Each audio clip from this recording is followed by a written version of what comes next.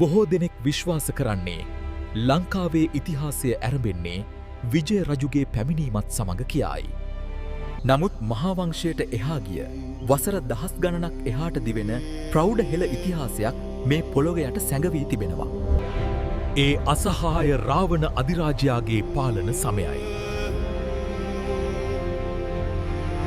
ಭಾರತೀಯ ලේඛක වාල්මීකි රාමායනය හරහා රාවණාව දුෂ්ටයෙකු ලෙස හංවඩු ගැසුවා.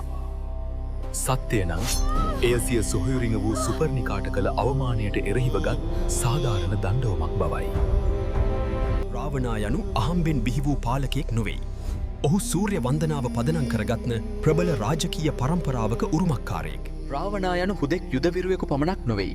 ඔහු වෛද්‍ය විද්‍යාව, තාරකා විද්‍යාව සහ සංගීතය පිළිසඳ අතිමහත් දැනුමක් තිබූ බුද්ධිමතෙක්. ආයුර්වේද වෛද්‍ය පොතපත ලියූ ඔහු වේද ග්‍රන්ථ හදරා පරතරට පත් වූ පණ්ඩිවරයෙක්. ඔදින් වසර 7000කට පෙර ලෝකයේම අඳුරේ පවතිද්දී රාවණා රජු සතුව සූර්ය බලයෙන් ක්‍රියා කරන දනුමොනරේ නම් ගුවන් යානා තාක්ෂණය තිබුණා. සීගිරිය හෙවත් සිහගිරි යනු එකල ඔහුගේ මහා මාලිගාවයි. බැබිලෝනියානු ශිෂ්ඨාචාරයේ පවා සඳහන් වන්නේ අහසින් පැමිණි සිංහ මිනිසුන් ගැනයි. රාවණාගේ නීතිය වුණේ අවිහිංසාවයි. සිය සොහොයුරිය වූ සුපර්ණිකා හරහා ඉන්දියාවේ සිදූ බිලි පූජා සහ සත්ව හිංසන වැළැක්වීමට ඔහු කටයුතු කළා. බමුණන් රාවණා කෙරෙහි වෛර බැඳීමට සැබෑ හේතුව වුණේ ඔවුන්ගේ මේ හිංසාවාදී ක්‍රියවලට රාවණා විරුද්ධ වීමයි.